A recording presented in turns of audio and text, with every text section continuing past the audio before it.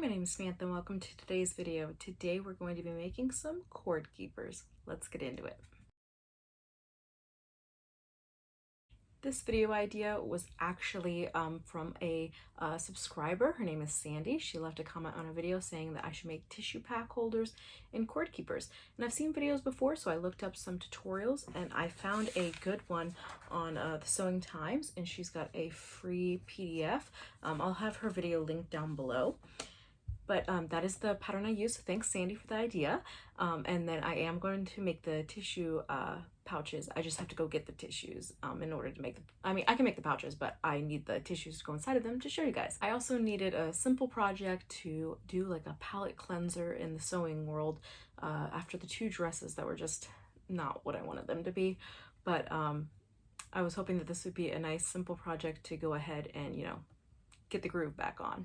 So we made some cord keepers here. I've got a couple different sizes, so stick around to see how we made them. Here is the template I'm using. It's from the Sewing Times. It was a free download.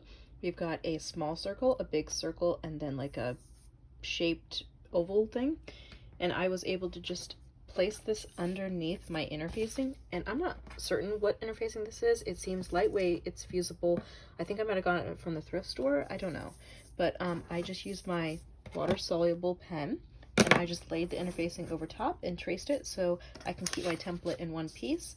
Now I just need to get the fabric, and I'm going to make sure that the fabric is larger than the interfacing, and I'm going to go ahead and cut all these interfacings out.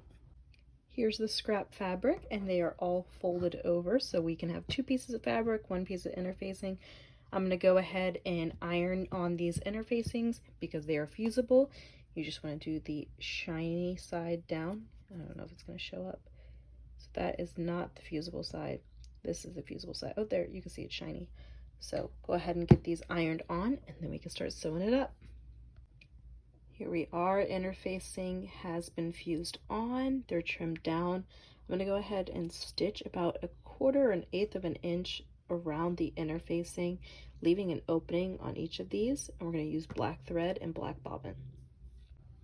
Our pieces are stitched up with an opening, and now they need to be trimmed, turned, and top stitched. I did use my pinking shears to make turning easier. So here are my beautiful shapes. Yeah, these don't really look like these shapes. The circles are honestly a little better. Not this one, but this one looks okay. I was just hoping for a win, like easy project. Yeah, I should really stick to squares and rectangles. I'm not really good at anything that's not a straight angle. That being said, let me go ahead and top stitch these bad boys. We'll get a clip on them and test them out. I tell you what, friends, sewing this week has just, it's been an absolute delight. I love, doing some top stitching, and then it just like, well, bam, looks terrible. And then, well, bam, does it again. And then I change the needle. It's like, okay, nice, looking good.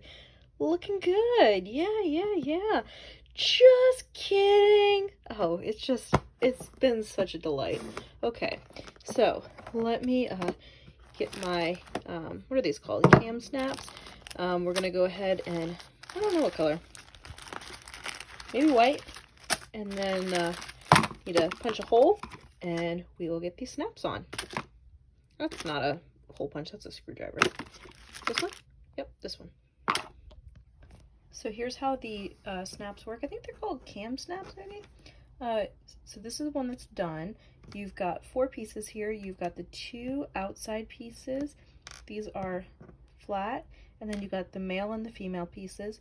You use the awl to make a hole. Then you pull it out. I'm probably not going to be able to do this one-handed. But you take the pointy piece and you put it underneath, and then you set this on top, and then you clamp it in. And you don't want to clamp too hard because then you'll bust the plastic, but you want to clamp until it clicks. I'm sorry, I showed you the wrong pieces. This is the male and the female pieces. I showed you two of the same. My bad. They look like this. They are not the same. Here we are. We've got the little circle, the weird shape, the larger circle. Let's test it out. I've got a cable here. Let me wrap it up and see if it works. I've got the cable here. I'm just going to wrap it up around my hand real quick and take, I guess I'll do it on this side actually. Take the material, clip it on. It works. They are not pretty, but they function, so we're gonna use them. Let me know what you guys think in the comments down below. Please don't forget to like and subscribe, and have a wonderful day.